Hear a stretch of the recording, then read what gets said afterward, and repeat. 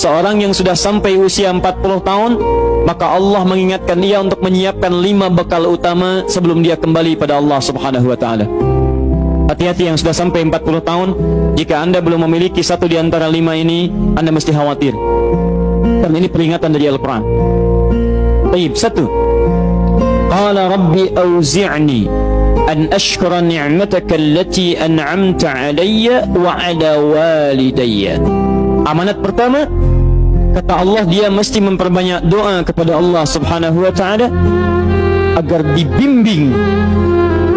Banyak doa agar dibimbing mensyukuri nikmat hidup, plus bisa meningkatkan bakti pada orang tua. 1. Rabbi auzi'ni an ashkura ni'mataka allati an'amta 'alayya wa 'ala walidayya. Perhatikan baik-baik.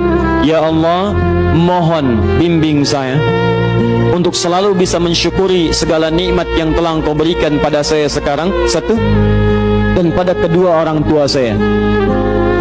Baik, jadi kalau sudah sampai usia 40 tahun, pertama, Anda memohon doa kepada Allah untuk dibimbing terus bersyukur kepada Allah. Ini yang mau saya tegaskan. Lihat baik-baik. Apa itu syukur?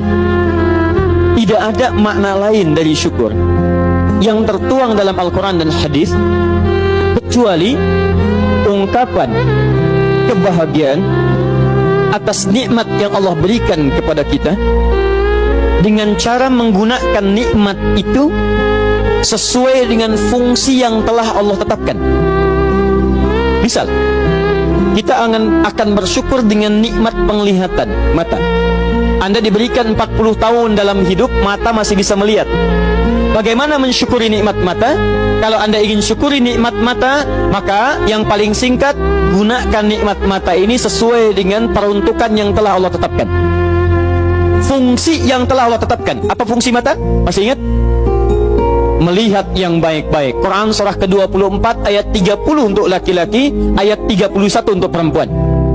Qul lil mu'minina yaghuddu min absarihim. Katakan pada pria-pria yang merasa punya iman.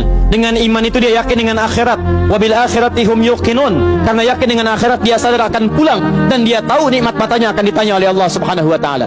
Katakan pada pria-pria yang yakin bahwa matanya akan ditanya oleh Allah. Quran surah ke-17 ayat 36. Inna sam'a wal basara wal fuada kullu ulaika kana anhu mas'ula. Setiap pendengaran Anda, penglihatan Anda, plus apa yang Anda fikirkan, satu saat akan ditanya, dipertanggungjawabkan di hadapan Allah Subhanahu wa taala.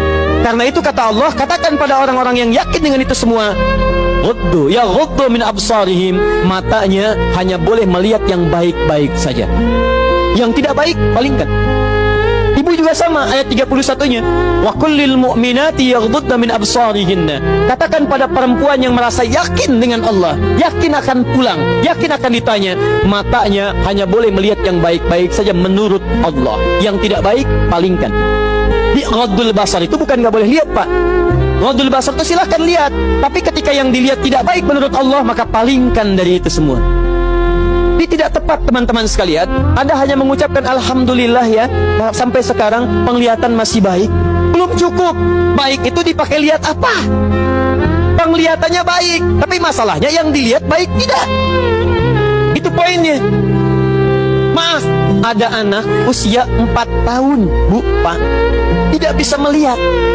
Dalam tidak bisa melihatnya, dia masih mau menghafal Al-Quran. Namanya Mu'af. Tinggalnya di Asyut, adanya di Kaira, negaranya Mesir. Matanya nggak bisa lihat, tapi dia sampaikan pada bapaknya, Pak, saya ingin menghafal Quran. Saya ingin menghafal Quran. Kata bapaknya, kamu yakin? Saya yakin. Baik, keluarga sederhana, punya cuman motor yang sangat luar biasa tidak bagusnya. Dimodifikasi dashboardnya, menempuh jarak kisaran 20 km. Datang pada syekhnya, bapaknya kemudian membonceng, muadnya di belakang.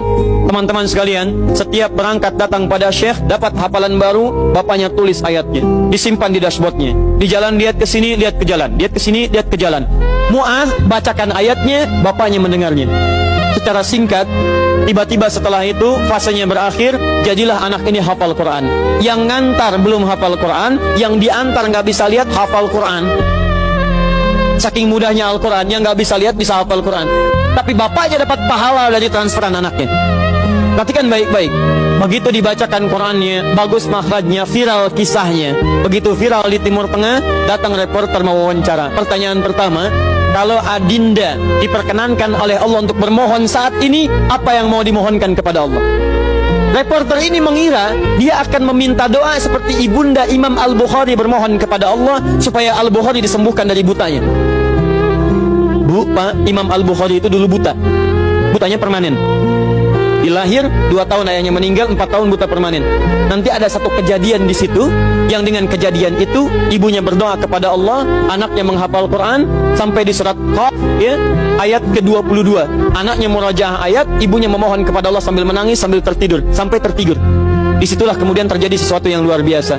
Seketika Allah sembuhkan Al-Bukhari kecil, matanya bisa melihat kembali. Karena kajian kita bukan di sini, lain waktu nanti saya terangkan.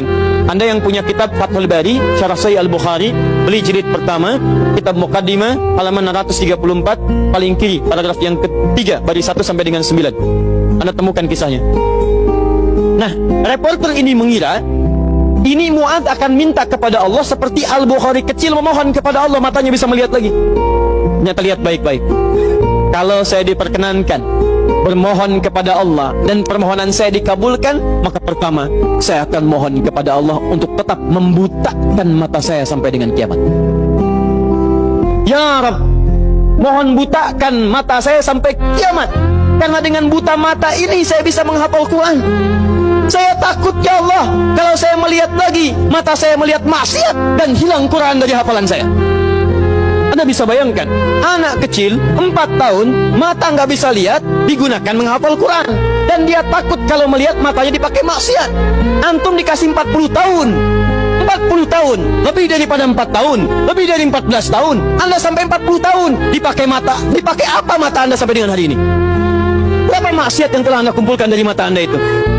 Mungkin wajar, jangankan hafal, baca masih sulit, lihat mushaf masih enggan, membaca masih susah. Kalau Anda sulit berhadapan dengan Al-Quran dalam pandangan Anda, tanyakan pada diri Anda, dipakai maksiat apa mata ini selama ini?